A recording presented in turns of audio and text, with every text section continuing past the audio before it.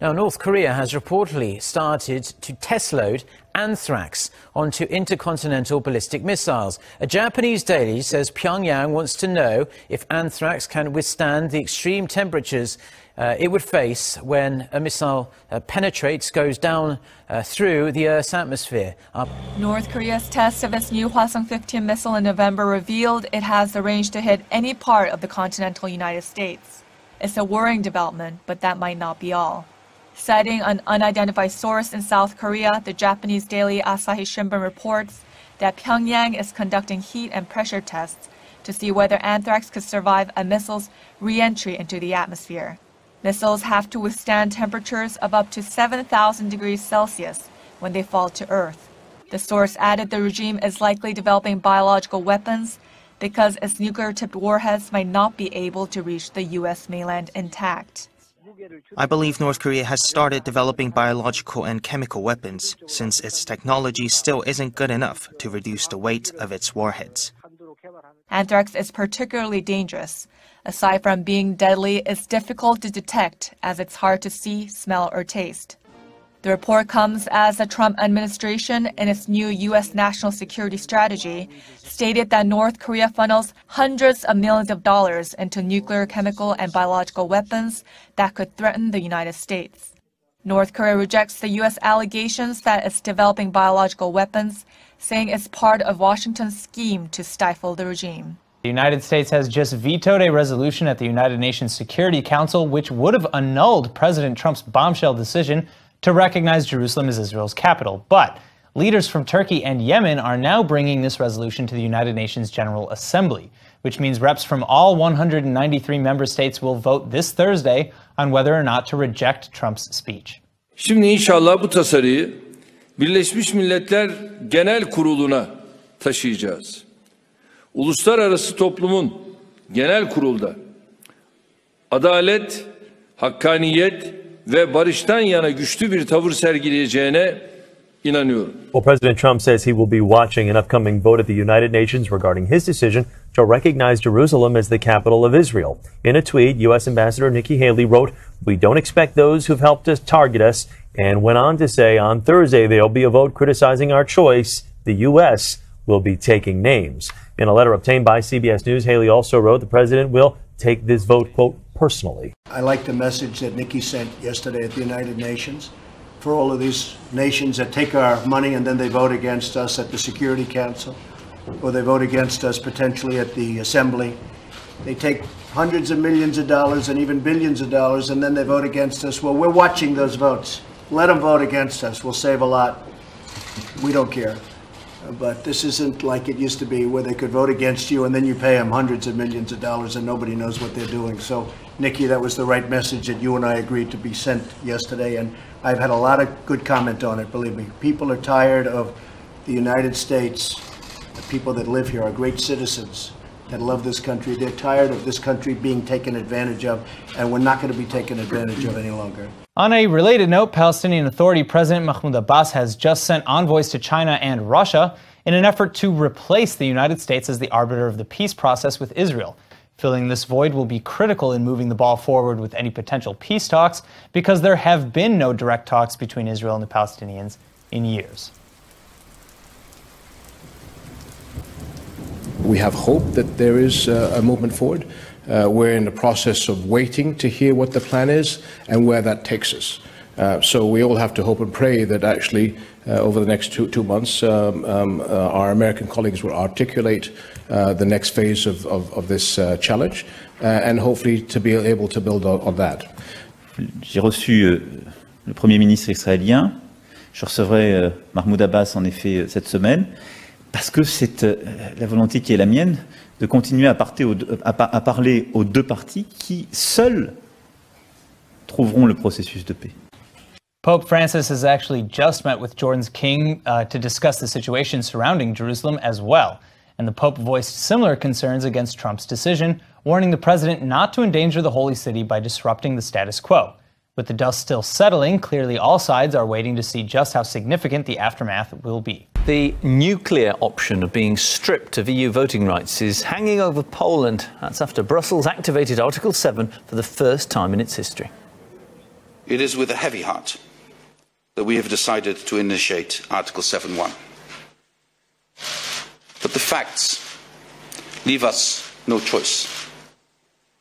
I stood before you in July when I clearly said that we'd almost reached a situation where we would need to invoke Article 7.1. The situation since then has not improved but deteriorated, so we have no other option than to do this today. I accept this decision calmly. It's about politics, not the rule of law. Hungary has vowed to block attempts to suspend Poland's voting rights at EU institutions. It's not that judges will rule themselves and decide by themselves about their issues and nobody else will have a say in it. There is also a principle of mutual balance of powers, not only separation of powers. EU experts told us that Brussels' pressure on Warsaw will only make an already tense situation worse for the entire Union.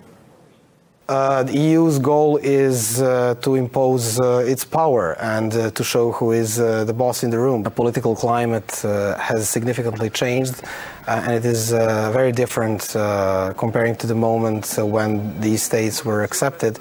So this whole situation will only deepen the political crisis.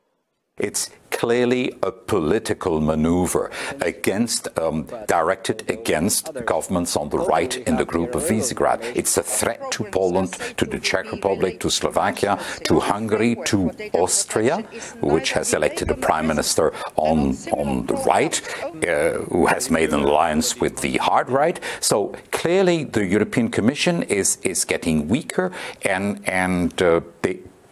they do the wrong thing. They take the wrong decision. This will lead to a split within Europe that will go much deeper.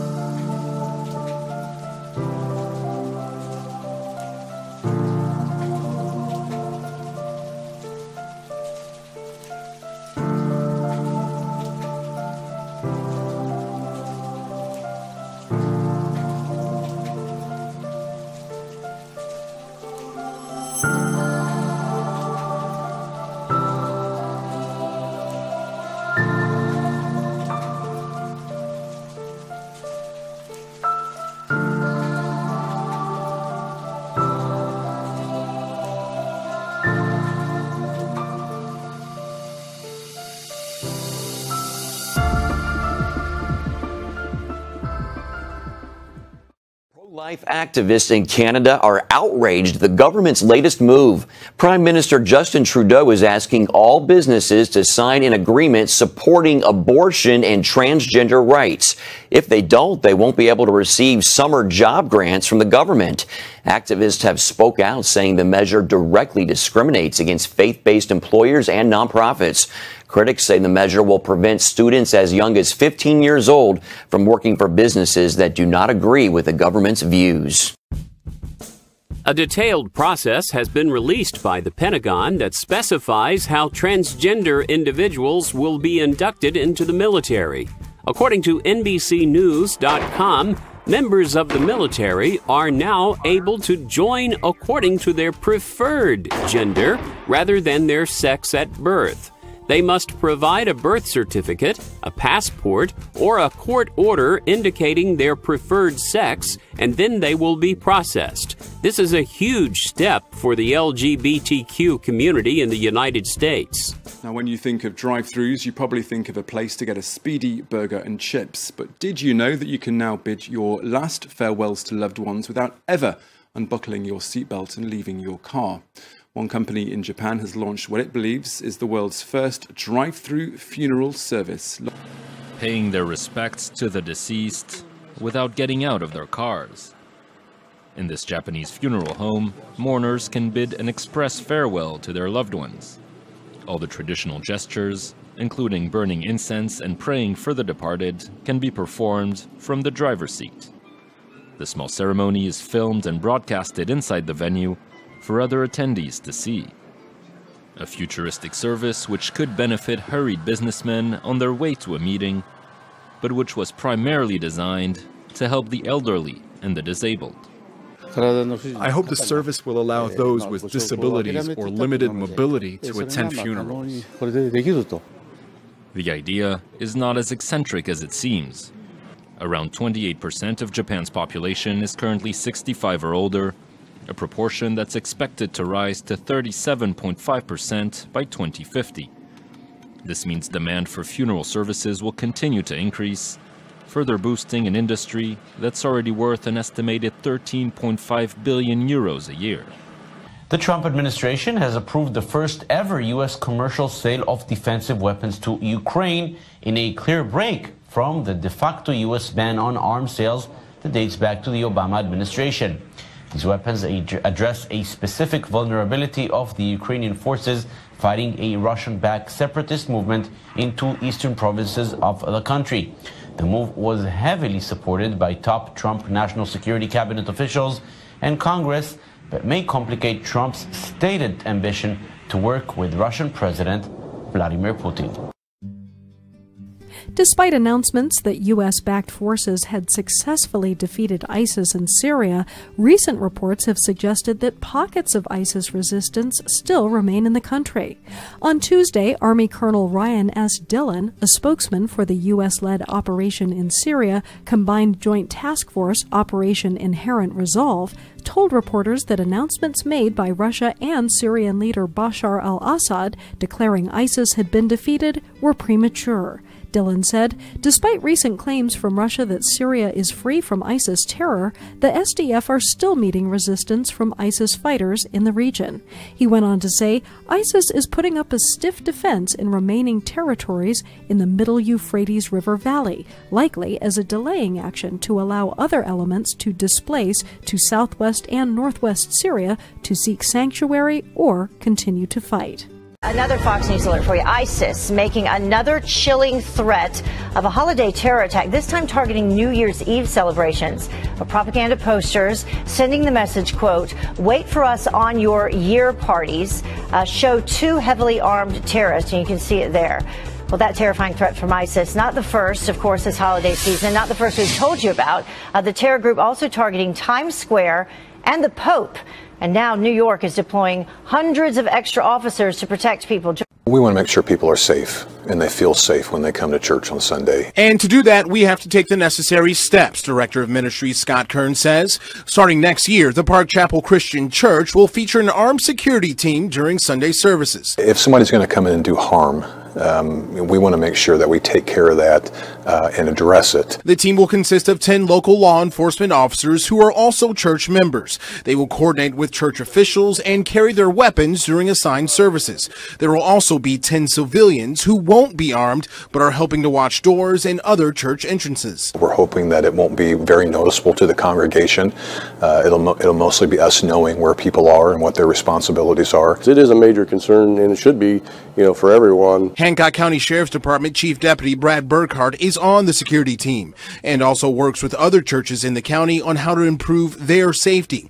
He says it's unfortunate that moves like this have become necessary, but it's the world we now live in. It's not just necessarily the large churches like Park Chapel that are concerned. Even the smaller ones are concerned as well. In the end, both men say the new plan isn't just about having armed worshipers in the congregation. It's about having the right people with training and experience providing safety and peace of mind. We want people focused on Jesus when they come to church. That's the bottom line. Every day, thousands of impoverished Venezuelans are crossing the border into Colombia to sell cheap basics, from oranges to candles, attempting to make some money amid their country's deepening economic collapse. In the past 3 months, there has been a spike in Venezuelans migrating to the border area, spending days going door to door to sell low-cost goods in Colombia. The difference in prices is due to controls imposed by Venezuela's socialist government. The surge in peddlers is creating anger among local shop owners. Homelessness is now a real concern for ordinary families with stable jobs as rents soar and affordable housing dwindles. The local government ombudsman's warning comes as figures reveal a year-on-year rise in homelessness. Between July and September, local authorities accepted over 15,000 households as being homeless, a 6% rise from the previous quarter. There are now almost 80,000 households in temporary accommodation, including more than 6,000 in emergency housing like B&Bs. A new charity aims to help people sleeping rough in the UK by providing them with vending machines. Through a partnership with supermarkets and shops, Action Hunger will offer products including food, toiletries and books in the machines, which will be available to homeless people 24 hours a day. The socks at the top, fruit, sausage roll, cookies, crisps, cereal bar, foil blanket, hat, deodorant, water, cereal bar, toothbrush, toothpaste, and ladies' sandwich-towels at the bottom. Well, meanwhile, Facebook has also been accused of abusing its monopoly in Germany and of inappropriate collection of users' data. RT's Peter Oliver reports. Well, this all comes out of a statement from the wonderfully named Federal Cartel Office. They're the main competition watchdog here in Germany. They've slammed Facebook, saying that its users have no idea and have given no consent for the levels of data from them which is being obtained by the social network, and that is then being used to target adverts directly at them. We're mostly concerned about the collection of data outside Facebook's social network and the merging of this data into a user's Facebook account. We're not convinced the users have given their effective consent to Facebook's data tracking and the merging of data into their Facebook account. Well, it also comes as Facebook's been accused of being overly intrusive after introducing new facial recognition software that can recognise a person's face even if they haven't been tagged in a picture. 到处都是监控，每天装甲车啊、一些坦克啊，在市区里面走来走去，也没有具体的法律规定，没有它的一些尺寸。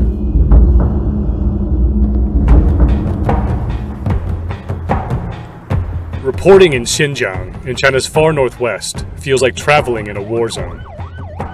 So we're here in Urumqi, which is the capital of Xinjiang, in a market downtown. The security here is incredibly tight. There are armored cars on the street, police stations on every corner, and tons of surveillance cameras. In the past year, police have stepped up security. The region is now under what's probably the most intense government surveillance in the world. Here, China is experimenting with futuristic spying technologies. For years, China has tried to suppress a separatist movement made up of Uyghurs, a local ethnic group. Authorities say the separatists are Islamic terrorists. We came to see what life looks like in a place where your every move can be monitored.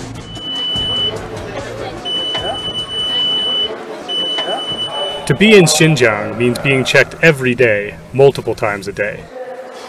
When you go to a market, when you drive a car, when you take a train, even your smartphone is checked.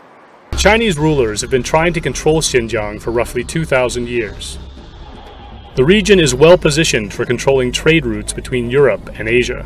It's also rich in oil, coal, and natural gas. In 1949, Mao Zedong sent his army into Xinjiang and incorporated it into the People's Republic of China.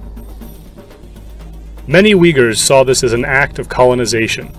Over time, riots erupted. In recent years, violent attacks by separatists have occurred inside and outside Xinjiang. To bring order, in 2016, Beijing installed a new strongman in Urumqi, Chen Quanguo, who was known for locking down Tibet, another rebellious region. In Xinjiang, Chen has taken his methods of mass control to a new level, turning the region into a laboratory for new surveillance technology.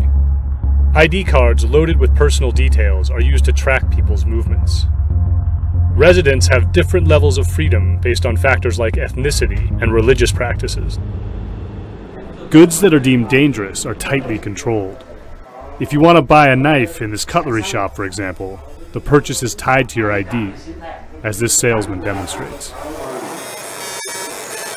这个就二维码，这个就二维码编号，然后直接雕刻能激光刻上就可以了。就是一个身份证放在上面，然后一读卡，这个身份证照片、身份证号码，然后民族、家庭住址都有了，然后生成一个二维码。